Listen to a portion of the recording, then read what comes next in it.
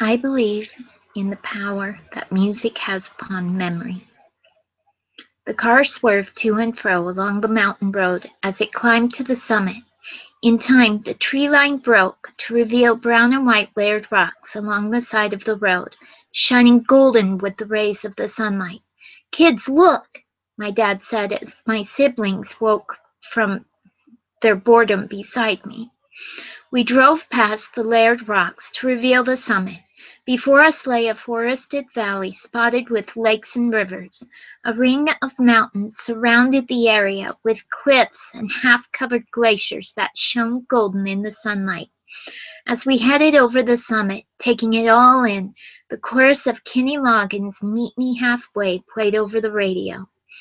This shares what I believe in, the impact of music upon our memories.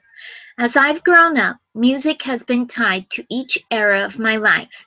The music from the 70s to early 80s helps me remember my home in Washington, the malls we used to visit, the park over the railroad tracks where we fed the ducks, and the fruity bubble gum I got from the Tooth Fairy. The music from the mid-80s reminds me of Orem. Everything was so shiny and sparkly in those days, especially the toys. I remember the smell of wild honeysuckle as me and my family would walk past them to the 7-Eleven on the corner. When we lived in Grantsville, we visited every mall in Salt Lake as the music of the late 80s played overhead. It gave us kids the illusion that we were more well off than we actually were at the time. But none of these had made such a personal impact as the journeys we took into the mountains. Sounds, smells, and tastes are hardwired into our memories as children, restoring memories we thought we'd forgotten. Depending on the decade of music, it could remind me of a drive through the forests of Washington, a day at the beach on the Oregon coast, or long trips around the Utah Valley. My parents always liked taking us on drives to the campgrounds in the areas where we lived. They would wake us up early on a Saturday, pack some towels and extra clothes because we liked swimming in the rivers. They spent what extra they had set aside to fill up the tank, buy some potato rolls and smoked turkey, and take a map that they had charted a day before. We would visit the lakes, the rivers, the camping spots, each on separate trips. I'll never forget how many toys we lost in the lakes and rivers, how beautiful the sunsets were, how terrible the thunderstorms could be.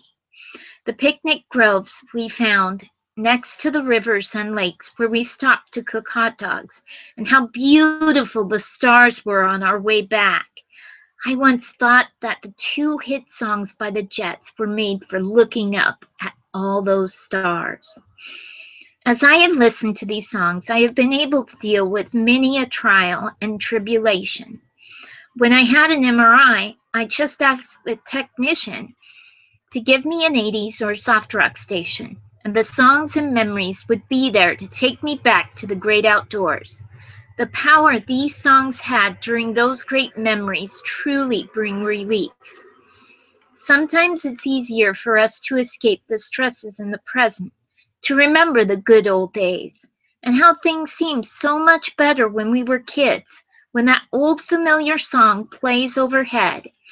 All we had to do back then was get in the car, sit back, listen to the radio, and enjoy the ride. This is the power of music on memory.